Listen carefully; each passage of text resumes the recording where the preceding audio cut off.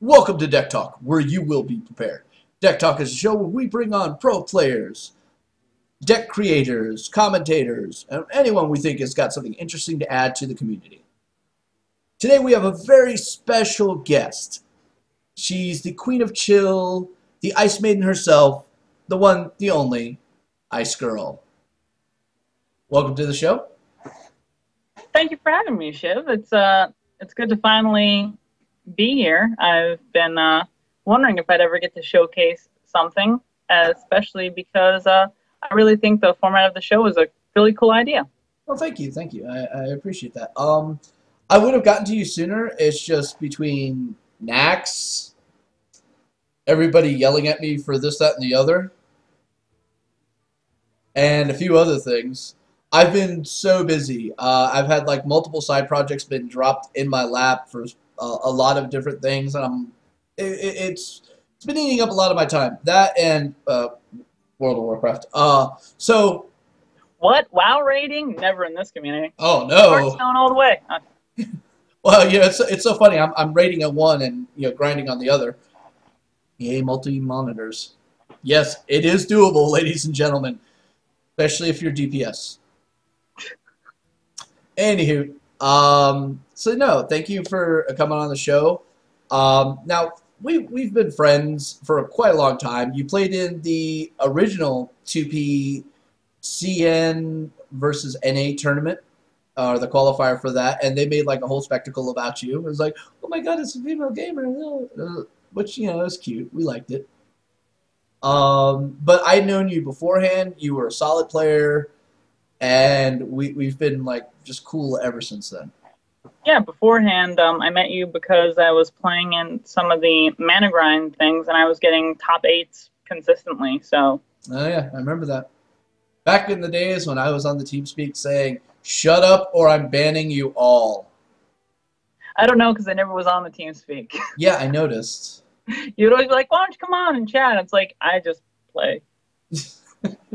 Oh, you missed some of the hilarity. All right, so now you brought us a deck, and I think it's very apropos considering your name. So tell us about this deck as I cue it up. Sure, the deck is called Copperfields, mostly because it's a mage. Wanted to name it after a magician, see, being kind of special there. And the thing I noticed is I was playing Hunter because everyone plays Hunter somewhat, and if you're competitive, you got to have it as one of your options. And one of the things I really liked was the Undertaker followed by a mad scientist getting a free trap, because I felt like that was just so strong.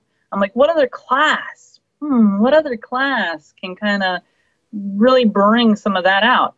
And I was like, Mage. So I wanted to see what other secret mages were out there, and I took a look, and a lot of secret mages were still using like Kirintor, and I'm like, no, that's the wrong way to go, because Kirintor costs 3 mana, and he's a 4/3, so he's going to die to 2 drops. So yeah, he gets you a free secret, but in reality, it's a 4/3 that just dies, and that secret, if you don't have it in your hand, you never even got to use. Not to So mention you lose hand advantage by using the Karen Tor and throwing out a secret, because that's like 2-card combo out of your hand on turn 3. Yeah, that's your hand's getting less options available to you at that point. So obviously, Mad Scientist is a better choice than that, hands down.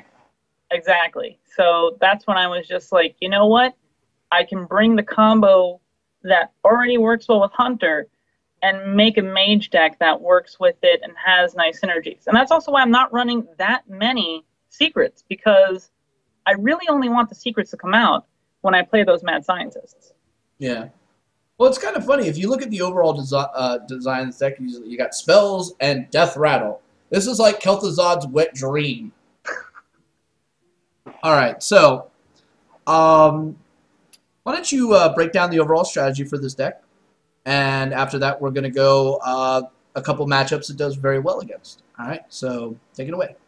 Sure. We got the 4 great 1-drops. Indisputably, Mono Worm, especially because we also have the Frostbolt, can get pretty big. So Mono Worm turn 1, Frostbolt to remove their Undertaker. Now we have a 2/3, they have nothing. So there's just nice synergy there. Undertaker, as you can easily see, on just my 2 drops alone, I'm running 5 things with Death Rattle. So Undertaker, he's probably going to get triggered. He's going to get big, so he's going to basically be a turn 1 play, and by turn 2, he's usually going to become a 2/3 as well, with another threat with him. So it's just very, very nice early game that helps contest other people's rushes, and that's what's really great about this deck. Right. Now, I don't need to rush you. I basically just need to control the board with my own annoying minions, and then I get to my late game where with the Sludge Belcher, Karen, Sylvanas, and Kel'Thuzad, I will finish you. And in case they actually do get a board presence, Mr. Flamestrike. I love that guy. That has won me so many games against Zoo, let me tell you. Now, here's another thing about the Undertaker. It's great in the early game, but because you're running so much Death Rattle, even in the late game, throwing this out and then putting a Sludge Belcher, you're getting value out of it. Karen Bloodhoof getting value out of it. Sylvanas getting value out of it. So, I mean, it's got a lot of versatility throughout the mana curve. And that's a really cool thing to see. Alright, so the idea of the deck is you just tempo trade with it and then set up for the win. Correct?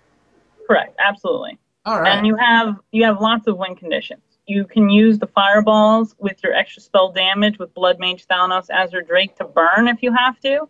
You have the Kel'Thuzad combo, and you just have some big, beefy guys in Karen and Sylvanas. Not to mention, if you got a good Flame Strike early game, you can just rush them. So you have lots of ways to finish people off. All right. Now, let's talk about some of the matchups. We're going to go with Warlock first. Warlock is basically no contest against this deck. If they're running Zoo, I have a million answers to their early attempt at rushing me, and then it gets to my late game where their curve ends at turn 5, and I have 6 and 7 and 8 drops that they just can't contend with. So I get there and I finish them. In terms of handlock, it's actually even worse for them because I start out rushing them down.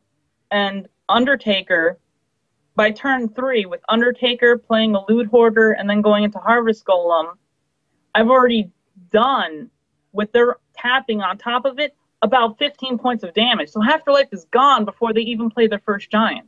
And then I just polymorph it and continue to beat them down. So once their life is that low, okay, maybe they do get a Molten Giant out. I polymorph it. Or maybe I can't. So I just fireball their face and win.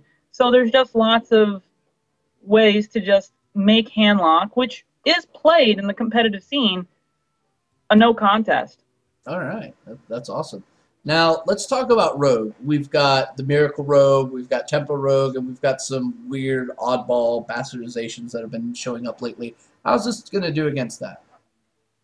It does really good against Miracle. In fact, when I built it kind of with Miracle in mind, and that's why, and part of the reason why it is running that one Flame Strike, because it's just another way to answer the concealed Auctioneer. However, against the Tempo Rogue, it kind of trades evenly because they're tempo, I'm tempo. So if I get luckier with my tempo, then I'll win. If they get luckier with their tempo, they'll win. I mean, a Shiv into Eviscerate, they can just wipe my board. So it's really a coin flip.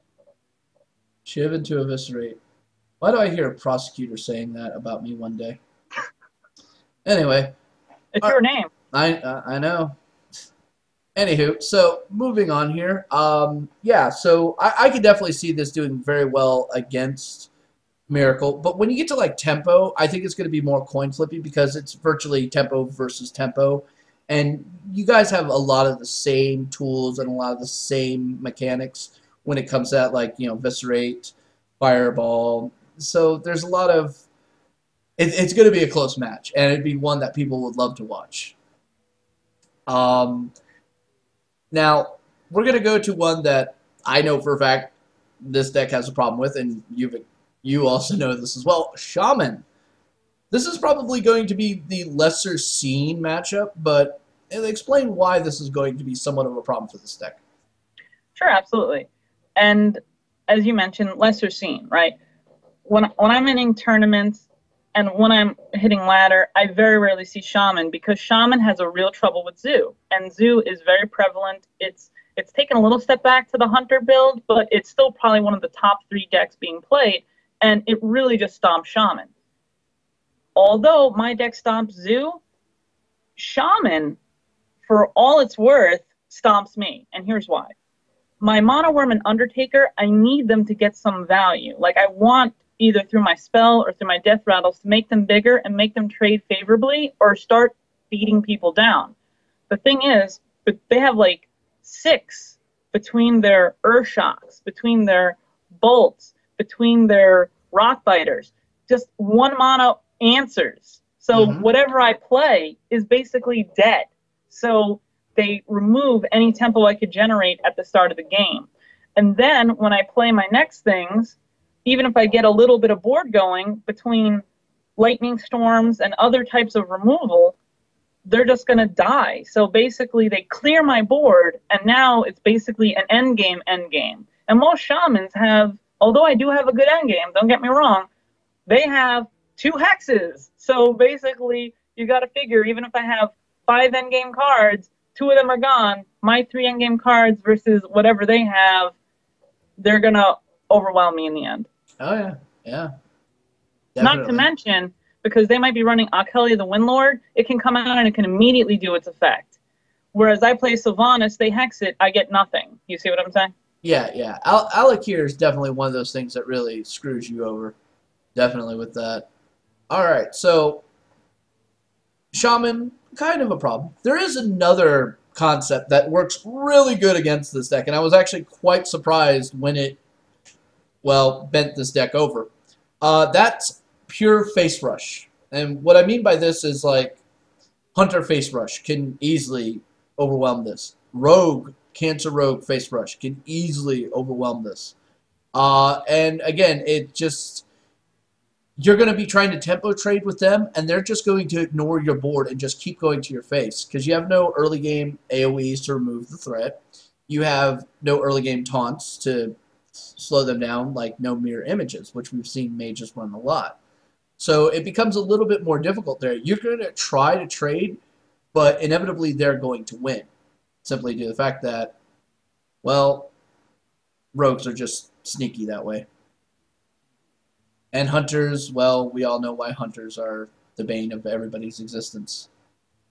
I'm actually not as afraid as hunters. When I've played this deck versus hunters, most hunters aren't always going face. Like, granted, I've seen the Arcane Golem Leroy hunters that are just crazy, and yeah, those will beat it. But the more standard hunter, this is actually a pretty good matchup. Because I remember making those decks 3 months ago, and now they're popular again. What the hell? Yeah, the first few hunter plays, anything that they play can either kill with a ping or my early drop, so they're really getting not much to start on their end. So basically they're hoping for a really big, like, Call of the Hounds, Flipperoo, and since I know how to play hunter pretty well, I can just play around it. So they're not really doing that much to me. You get what I'm saying? So I find that I'm actually pretty favorable versus the more standard hunter build. Speaking of playing around, one thing I've noticed here is there comes times while playing this deck where you're going to have a secret that's going to be up for a bit, and your opponent's going to think this is an ice block, and they start playing really stupidly because of this. Like, oh, wait, if I go all out then, and then I'm wasting damage here, so I'm only going to attack with half my minion. I was like, what is this guy doing? And then I'm trying to figure this out. I was like, oh, he thinks that's an ice block. Lol. And there's no ice block in this deck. So there's a little bit of mind trickery that goes on with that. But it's not like you're doing it yourself. It's them overthinking things. So that was actually quite funny to see. Oh, absolutely. And the reason why we run the counterspell is the counterspell, it hurts hunters, it hurts rogues. Pretty much almost every class has a key spell, and by taking it away, it's great. Duplicate, I love the versatility. My favorite thing to duplicate actually isn't even Sylvanas, it's Sludge Belcher. I'd rather slow you down longer. Oh, yeah. You know, because if you have to go through, you know, not 2, but 6 taunts, good luck. 6. You know what I'm saying? Oh, yeah. Oh yeah, 6 taunts is just disgusting. Really, really disgusting. And also, I can't say enough good things about Mad Scientist here. Mad Scientist, pretty much in any deck that's got secrets, is broken. All right, I don't even in Paladin. Dark showed us how broken this could be. But Hunter definitely exploits the hell out of it. Mage extremely exploits the hell out of it. Mad Scientist in a Mage deck, to give you a point of reference, is like buying a car, driving it 1 mile, returning it to the dealership, asking for a refund. They let you keep the car, and they throw in a motorcycle to boot. It's just that powerful. So, Exactly, because what Mad Scientist is offering you is it's going to trade, i.e., kill something, and it gives you the secret. And generally, it's going to be a good secret because my deck isn't bogged down with secrets that I'm not going to get value out of. yes. So, And, and one of the things I like is by having the 3 secrets, I have a secret for essentially every occasion. Now, that doesn't mean that's what I'm going to get. It's kind of random. But depending on the secret I get, it can change my play because I can assume what it's going to do. But they don't know what it's going to do. So basically, it kind of throws off your opponent, and that's really nice. oh, yeah. Yeah, that is extremely nice. One key thing I also want to point out in this deck for a matchup that we didn't talk about yet, a matchup that is getting slightly some traction is the Warrior. And that's why we're throwing in 2 water elementals. They're big, they're hard to remove, and they shut down weapons, which also, mind you, helps you with the Hunter, because Hunter getting a lot of attacks out of that bow can be a real problem. Well, when he sits frozen the whole game, not really a problem. Oh, yeah. Yeah. I mean, it's very difficult for a lot of classes to deal with the water elemental. I've seen people poly and hex these things just because they don't want to deal with it. Priest, on the other hand, go, oh, that's cute. So, all right, moving on. If you'd like to follow IceGirl at Twitter, at IceGirl_AK, Twitch/IceGirlAK, YouTube, and Facebook, there's links. I'm not even going to try to say bit.ly/IceGirl YouTube. Hey, for Facebook, it's easy. Just look Gaming with IceGirl. Yeah, pretty much. All right, she's also a member of Acebreakers. A lot of really great guys there. Jodo, Grandpa Porkchop, Fire, and I always forget. I should know this guy, and I really can't. I always forget it. I'm such a bad host. All right. Hey, speaking of Acebreakers, you can actually watch me fight Flying Whale on Versus. Although sadly, he banned my Copperfields deck because he was just too afraid. I would too. I mean, when I was testing this deck, literally like 3 people in a row just conceded turn 7 against it. I was like, okay, those are either bots or they were really annoying. And initially I thought they were bots till one of them added me with and then had a very interesting message. I love players like that. Yes, thank you for telling me how much you hate me. That actually makes my day, especially in game. That means you're doing something right. Exactly. All right, so we get to that part of the show where we're going to do our shout-outs, where we'd like to thank people, whatnot. So I'm going to let you take off. Anybody you want to give a shout-out to? Sure, I want to give a shout-out to the whole Acebreakers team, in particular Jodo and Fire, who brought me on and gave me a chance to get back onto a competitive team, and it's fun to be doing that again. I also want to thank you, Shiv. Obviously, we've known each other for about a year now, give or take a couple of months, and it's been a really nice getting to know you and everyone. Also, just the fans and the viewers. I really enjoy playing Hearthstone, and I look forward to interacting with you guys some more again. Thank you. Oh, that's awesome. That's awesome. Now, before I do go through my last little spiel here, now, this deck, you created this. It's really awesome. Were you inspired by anybody else's deck design in any way, shape, or form? Absolutely not. There was no secret mage like this. If anything, what inspired me was my own hunter deck that I was running, and trying to find a way to make a mage deck that was very hunter-like in terms of Undertaker Mad Scientist getting secrets out. All right, all right. Had to ask that due to certain reasons. and because I really don't want to ever have to deal with that again. Alright, so this has been a great show. Thank you, everybody. Don't forget, check out the Mass Enchant Friday Night Speed Swiss. There's a $20 NA BattleNet Funds code for the winner. It's a lot of fun. Other than that, I'd like to thank everybody for coming out. Appreciate it. If you like this video, please like, subscribe, share, tell your friends, leave me a comment. By the way, racist comments will be removed and banned. Please. Alright, but bye-bye, everyone. Fine, and may the top decks always be in your favor. Awesome.